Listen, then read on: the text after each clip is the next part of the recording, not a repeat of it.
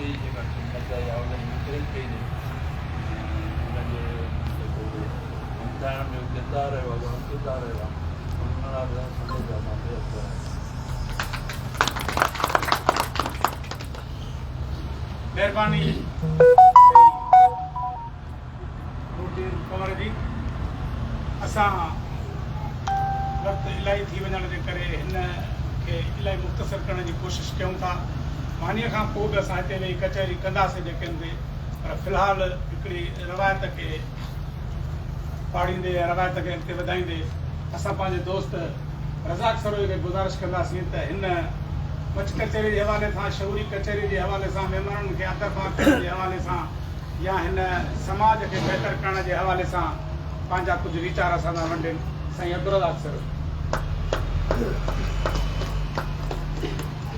इंसान जी अज़मत खे सचो सम्झूं था। उस्ताद हामीअ जो शेर आहे जो मां चवां थो, मां तक़रीबन हर प्रोग्राम में इहो ज़रूरु चवंदो आहियां।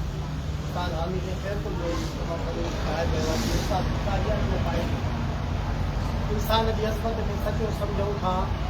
हर कंहिंखे असां साफ़ सुठो सम्झूं था, पर जो देश जो दुश्मन थिए थो हामी उन कुर्म जी वेड़ीअ खे कुतो सम्झे।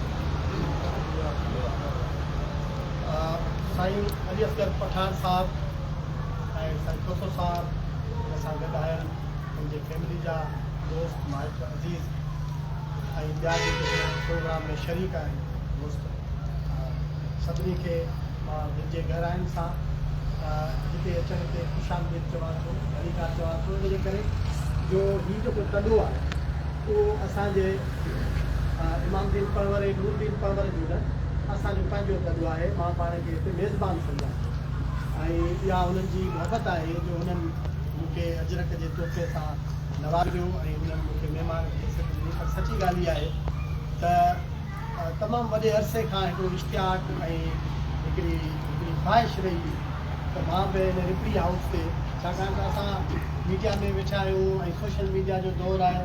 साईं वारा ह्यूस्टन में जेके एक्टिविटीज़ कंदा हूंदा, जेके न्यूयॉर्क में थींदा हूंदा ऐं जेके ॿियनि हंधनि ते थियनि थियूं, कैनेडा में थियनि थियूं एक्टिविटीज़, उन्हनि खां बि असांखे वाक़िफ़ मिले थी। त हिते बि एक्टिविटीज़ इन क़िस्म जूं ऐं जेकॾहिं थींदियूं रहनि थियूं त उनजो सहरो या उनजो जेको क्रेडिट आहे उहो हिन फैमिली खे आहे, नूरदीन पंवर साहब खे आहे, जेको पंहिंजनि दोस्तनि खे, पंहिंजनि यारनि खे हिकिड़ो मुहबत सां सॾे थो, उन्हनि खे ॿुधे थो, उन्हनि सां कचहरियूं करे थो। असुल में इहे सभु जीअं जीआरण जूं ॻाल्हियूं आहिनि। जॾहिं असां हिक ॿिए सां मिलूं था त असां पंहिंजे सिंध जे उन्हनि ख़ूबसूरत रवायतुनि खे ॼण त जीआरियूं पिया ऐं इहो असांजो फ़र्ज़ु थिए थो। जेको माण्हू ॿाहिरां अचे थो असां उन्हनि खे आदर भाव कयूं।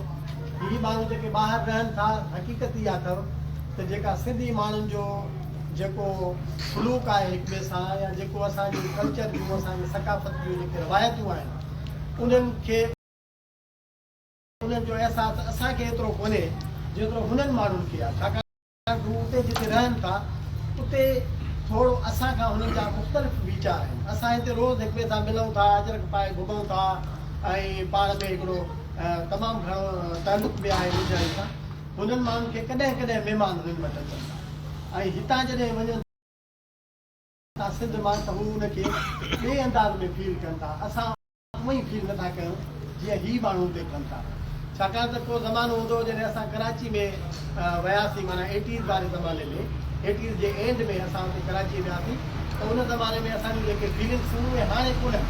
मतिलबु हाणे जेको हितां जेकॾहिं गंबट मां, ख़ैरपुर मां, शिकायत मां को माण्हू अचे थो त उन सां मिलण जो एॾो स्टार्ट नथो थिए जेतिरो उन ज़माने में थींदो। छाकाणि उते असां सफ़ा थोरा हूंदा हुआसीं माण्हू, या असां को बस में को सिंधी ॻाल्हाईंदे माण्हू नज़र ईंदो त दिलि चवंदी त हिनखे वठी वञूं फ्लैट ते, राति जो असां कचहरी पियो।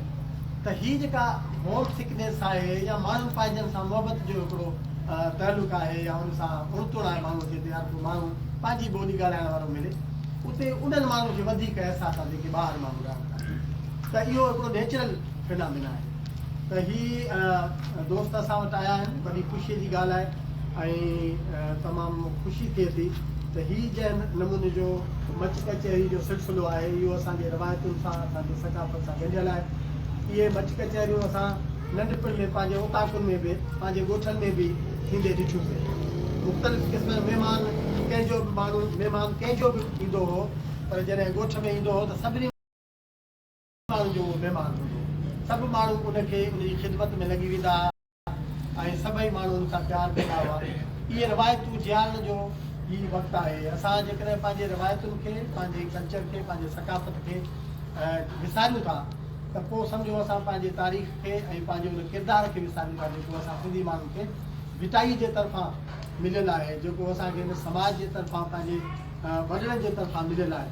उन रिवायत खे अॻिते वधाइण वारा जेके माण्हू आहिनि उहे मुबारकबाद जे मुस्तहिक़ आहिनि ऐं नूरदीन पावर ऐं उनजा भाइर जंहिं नमूने सां हिन अजय खे, हिन तरे खे जंहिं नमूने सां रखी पंहिंजे दोस्तनि यारनि सां तालुक रहाइनि था, इहो उनते उनखे मां मुबारक ॾियां थो। उनखे जज़्ब आहे ऐं हीउ सिलसिलो जारी रहणु खपे ऐं इहो असां हर माण्हूअ जी ज़िमेदारी आहे त असां पंहिंजनि जिते जिते असां रहूं था, जिते जिते असां वञूं था, पंहिंजी उन ॻाल्हि खे अॻिते वधायूं जेका सचाईअ जो जेको पैगाम आहे उहो मोहबत जो पैगाम आहे, असां सिंधियुनि जो पैगाम आहे। भले केरु माण्हू असांजे बारे में कुझु बि चवंदो हुजे पर इहा तारीख़ जेका आहे उहा असांखे ॿुधाए थी त